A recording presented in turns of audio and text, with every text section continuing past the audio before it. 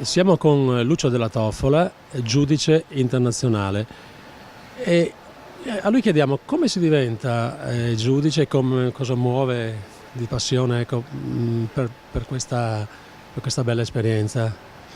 Ma la passione, io sono nato aeromodellista, ho cominciato a costruire aeroplanini e modellini quando ero a scuola elementare, e la passione è il caso, perché ho conosciuto la persona giusta al momento giusto e abbiamo creato dal nulla la specialità dell'elicotterismo radiocomandato circa 25 anni fa, per cui come al solito passione, caso, persone giuste.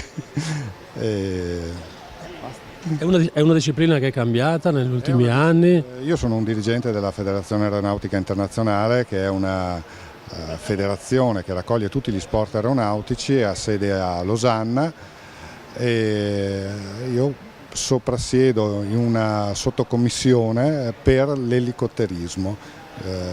Diciamo c'è una piramide a cui al capo c'è il presidente della federazione, poi sotto paracadutisti, volo a vela, eccetera, eccetera, e anche l'aeromodellismo. Per cui è una cosa, diciamo, uno sport minore, ma uno sport importante. Poi durante la serata avrò la possibilità di spiegare esattamente che cos'è la federazione e che cosa fa.